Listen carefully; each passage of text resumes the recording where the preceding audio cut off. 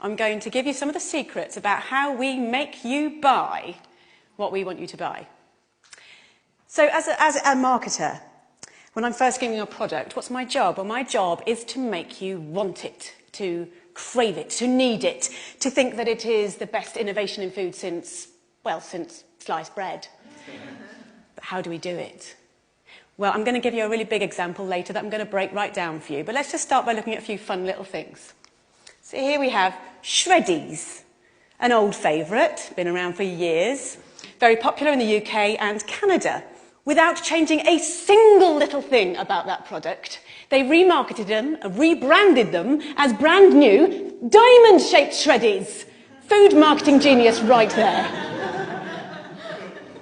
In the 1950s, there was a very important innovation in food. The instant mix cake, one of my personal favourites. When they were first brought out, all you needed to do was to add a little bit of water. Who's not going to love that? Well, actually, no one loved it. No one bought the bloody things. So they did a bit of research. And what they found was that the main consumer, the target consumer, the housewife, felt that it was cheating. They didn't want to pass off such an easy thing as their own baking to their partners, their husbands, their families, whatever. So what did the producers have to do? They had to make it harder. So now you had to add water and an egg. And sales exploded. But these examples, these are just chicken feed compared to what I really want to talk about tonight, and that is chickens and pigs and cows. So when we think about where chickens, etc. come from, we think about something a bit like that. That's also our instinctive idea, but we all know if we really think about it, if we think about it deeply, it's probably a little bit more like that. But that's a lot nicer. It's a lot more romantic. So how do we give you this impression? Well, there are 3 techniques that we use. The third of which is our secret weapon, and I am going to blow it for you tonight, so please stay primed for that. Let's look at technique number 1. Everybody believes what's on the label. So let's look at some examples. Some of my favourites, some of the ones I use all the time. I'll use Farm Fresh. I'll use 100% natural. I'll use Butcher's Choice. But what does that really actually mean? Well, truthfully, it doesn't mean very much. If we see that on the label, we feel a bit more confident. But let's have a look at what a farm really looks like. It probably looks like that. Now, this is a concentrated animal feeding operation. I'm going to run that past you again. It's a concentrated animal feeding operation. That's not going to look great on a label. Hence, we use Farm Fresh. Innovation number 2. This is what we use. We focus on progress. Intensive farming was born out of necessity. At the end of the Second World War, resources were extremely tight. Farming had to be by necessity very, very economical. And we've learnt from that, and we've built from that, and we're able to now raise more and more animals in smaller and smaller spaces. So we've got extremely good at it. If we looked at a room of about this size, and this were turned into a chicken barn, it's a 100-seat theatre, how many chickens could we probably fit in this room now? I'm going to say about 4,000. It's pretty impressive, isn't it? It'd probably look a little bit like that. Now, the public aren't going to be massively keen on that idea, and it's my job to make them feel a little bit better about it. So how do I do it? Well, a basic principle of marketing.